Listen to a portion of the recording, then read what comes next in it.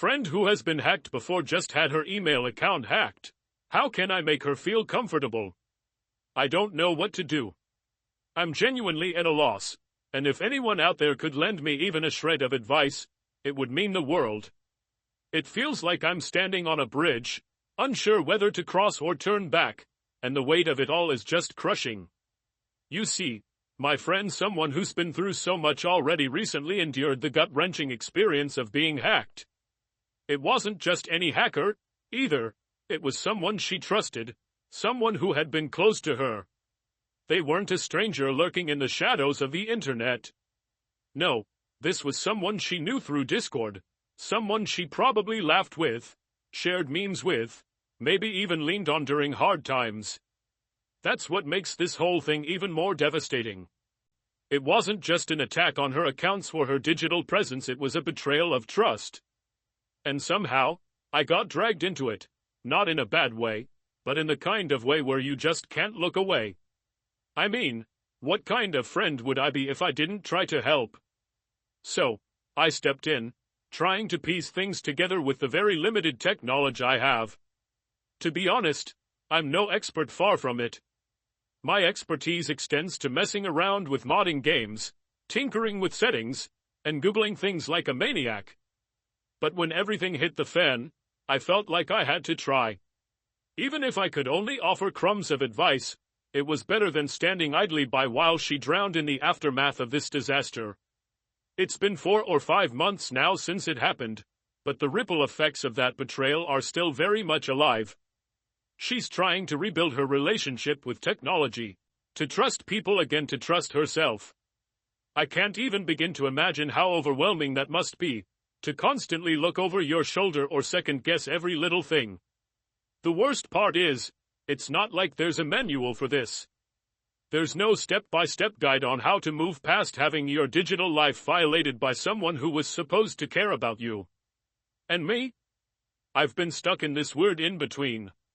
On one hand, I want to be there for her, to help however I can, to reassure her that not everyone is out to hurt her. On the other hand, I'm hyper-aware of my own limitations. I'm just a friend, not a cybersecurity wizard or a therapist. Sometimes, it feels like my presence in this whole ordeal might be doing more harm than good, like I'm a constant reminder of what went wrong. It's a horrible feeling, being unsure if you are helping or just making things worse. But here's the thing, she's tough. Despite everything, she's been pushing through, trying to make sense of what happened and reclaim her space online. It's inspiring, honestly, to see her strength, but it's also heartbreaking because I can tell how much this has taken out of her. Every step forward seems to come with an echo of the past, and I just wish there was more I could do to make things easier for her. Instead, I'm stuck here, grappling with my own insecurities, trying not to let my anxiety bleed into her already complicated situation. And yet, even with all of that, I can't shake this nagging thought: am I doing enough? Am I being the friend she needs, or am I just flailing in the dark, hoping I don't make things worse? I don't know. I genuinely don't know. That's why I'm here, pouring my heart out to strangers, hoping someone out there can shed some light on how to navigate this mess without sinking both of us further into it. It all started with something that seems so small, so mundane, yet it snowballed into something much bigger than I ever could have anticipated. She had her email account locked out completely because there were too many failed login attempts. It should have been a simple annoyance, just another bump in the digital road that we all face from time to time. But for her, given everything she'd been through, it was more than that. It wasn't just an email. It wasn't just a hiccup. It was a reminder of how fragile trust can be in the digital world, how one misstep can leave you vulnerable. And, unfortunately, I was involved in a way that made things even more complicated. It happened while we were hanging out on Discord. She was streaming, just casually, the way friends do when they want to share something cool or just pass the time. I don't even remember what the stream was about. It might have been her buying something online or setting up something for work. What I do remember, though, is that at one point, her email popped up on the screen. Just for a second, just long enough for me to catch it out of the corner of my eye. The moment I realized what I'd seen, my stomach dropped. I knew it was private, something that wasn't meant for me or anyone else to see. My first instinct was to tell her, "Hey, I saw part of your email just now. You might want to stop streaming while you're buying stuff, just in case." I figured it was the decent thing to do, the right thing. I wanted her to feel secure, to know that I wasn't going to exploit what I saw. In my mind, I was being a good friend, looking out for her. But looking back, I wonder if that moment planted a seed of doubt in her mind, whether it added another layer to the already tangled web of trust issues she was dealing with. The timing couldn't have been worse. She had just come out of this traumatic ordeal of being hacked by someone she trusted, someone close to her. And now, here I was, unintentionally stumbling into her private details at a time when privacy was already a sensitive and painful topic. Even though my intentions were good, I couldn't help but feel like my presence in that moment made things worse for her. Now, she understandably wants space from me. She hasn't cut me off completely, she still messages me now and then, but it's clear that she needs some distance. And honestly, I can't blame her.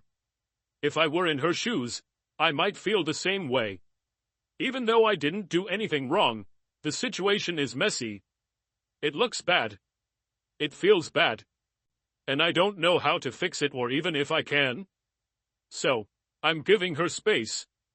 I've decided that it's better to let her come to me when she's ready, rather than risk overstepping and making her feel even more uncomfortable. But it's hard. Really hard. I keep wondering if there's more I could do to help, or if anything I say or do will just make things worse. She's made it clear that she doesn't want my help with this situation, which is fair. Completely fair. It's her life, her battle to fight. She doesn't owe me her trust or her forgiveness, especially not right now when everything feels so raw and complicated. Still, the uncertainty eats at me. I want to be there for her, but I don't know how. Every time I think about reaching out, I second-guess myself. Would it come across as genuine, or would it just seem like I'm trying to absolve myself of guilt? Would it make her feel better, or would it just reopen old wounds? The last thing I want is to add to her stress, to make her feel like she has to manage my emotions on top of her own. So, I hold back. I sit with the discomfort, telling myself that this isn't about me, it's about her. But that doesn't stop the anxiety from creeping in. What if I lose her as a friend? What if this situation creates a rift that we can't come back from? What if, no matter what I do or don't do, things never go back to the way they were? These thoughts spiral in my head, looping endlessly, and I have to fight the urge to send her a long, rambling message to explain myself. I know that would be a mistake, that it would come from a place of my own anxiety rather than a genuine desire to help her. Instead, I try to focus on what I can do, or rather, what I shouldn't do. I've decided not to bring up anything about tech with her anymore, at least for now. No questions about whether she's tried two-factor authentication or how it's going with recovering her email. No unsolicited advice or suggestions. It's not my place, and honestly, it feels like digging my own grave. Every word I say could be misinterpreted, could add to the sense of unease she already feels. So, I'm staying quiet. Giving her the space she needs. Letting her lead the way, even if that means sitting with my own anxiety and uncertainty for a while. I just hope that, in time, she'll see that I only ever wanted to help, that my actions came from a place of care rather than anything else. But for now, all I can do is wait and hope that the friendship we've built is strong enough to weather this storm. I keep going over it in my head, again and again, like a movie on a broken reel. Is there something, anything, I could do to make her feel safe? Something that would let her know I have her back without pushing her further away? Every time I try to think of a solution, my thoughts spiral back to the same point. Maybe the best thing I can do is just give her the space she's asked for. But even that comes with its own set of questions. How much space is too much? Will my silence be taken as indifference? Or worse, as guilt. Right now, my priority is keeping the focus on her comfort, her needs, her sense of security. It's not easy, though. There's this gnawing, restless part of me that wants to fix things, to prove that I'm still someone she can trust. But I know deep down that this isn't about me. It's not about my feelings or my fears of losing her as a friend. If I make it about that, about my anxiety, then I risk making the situation worse, turning it into something she has to manage on top of everything else she's already dealing with. And yet, the anxiety is relentless. It sits in the pit of my stomach, heavy and unyielding, whispering worst-case scenarios into my ear. What if she decides she doesn't want me in her life anymore? What if this whole thing becomes a wedge that drives us apart for good? I try to push those thoughts aside, to remind myself that my fears aren't the priority right now. She is. But it's hard. So hard. I've already told her that I won't bring up anything about tech anymore, not about two-factor authentication, not about recovery solutions, not about how she's doing with getting her email back. None of it. I realized pretty quickly that even though my intentions are good, bringing those things up would only feel like I'm prying or, worse, like I'm trying to micromanage her recovery process. And I don't want that. I don't want to be the reason she feels more stressed, more isolated, more mistrustful. Still, I can't help but feel like I'm walking on eggshells. Every interaction feels like a tightrope walk, balancing my desire to be there for her with the fear of overstepping. It's a delicate line to walk, and I don't always know if I'm doing it right. Sometimes, I catch myself second-guessing even the smallest things, whether I should reply to her messages right away or give it some time, whether my words might be misinterpreted, whether I should even say anything at all. I've tried to keep my promises, though. I've tried to show her, through my actions, that I respect her boundaries and her need for space. I've stopped asking questions about her email or her recovery process. I've stopped bringing up anything even remotely related to tech. But the truth is, it all feels so fragile, like one wrong step could send everything crashing down. And then there's the coincidence of it all, the fact that I happened to see her email on Discord just before everything went sideways. Even though it was completely unintentional, I can't help but worry that it's cast a shadow over our friendship. What if she wonders, even for a moment, if I had something to do with her email being blocked? What if she thinks I've been less than honest about my involvement? It's a horrible thought, one that eats away at me in quiet moments. But I know that dwelling on it won't help either of us. All I can do is focus on my actions going forward, on proving through my behavior that I'm someone she can trust. And yet, despite all my efforts, I can't shake the feeling that I'm just digging myself deeper into a hole. No matter what I do, it feels like the situation is a minefield, and every step I take only makes the coincidence seem more suspicious. I don't know how to change that. I don't know if I even can. What I do know is that I care about her, about our friendship, and I don't want this to be the thing that defines us. I don't want this to be the thing that lingers, that festers, that drives a wedge between us. But maybe that's not for me to decide. Maybe all I can do is give her the time and space she needs, no matter how hard it is for me to sit with the uncertainty. For now, I'm taking it one day at a time. I'm trying to be patient, to resist the urge to send her long, anxious messages explaining myself or asking for reassurance. I know those messages would only come from my own anxiety, from my own need to feel like I'm doing something. And that's not fair to her. It's not about me. Not right now. So, I wait. I hope. And I try to remind myself that sometimes, the best thing you can do for someone is to step back and let them heal on their own terms, even if it means wrestling with your own fears in the meantime. The whole situation is just bonkers. There's no other word for it. It feels like I've been dropped into the middle of a chaotic whirlwind where nothing makes sense, and every attempt to figure it out only leads to more questions. What I've shared here is just the tip of the iceberg, a TLDR version of a much bigger story that's hard to untangle. There's so much backstory, so many little moments and details that I don't even know how to put into words. It's like trying to piece together a shattered vase without knowing where half the fragments are. The truth is, a lot happened while she was being hacked. A lot.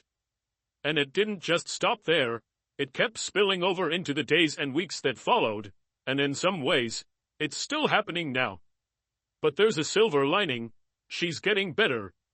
Slowly but surely, she's finding her footing again, learning to trust in small doses, reclaiming her space online and offline. Seeing that progress gives me hope, even if it's mixed with my own feelings of helplessness. I just don't want this to be how things end between us.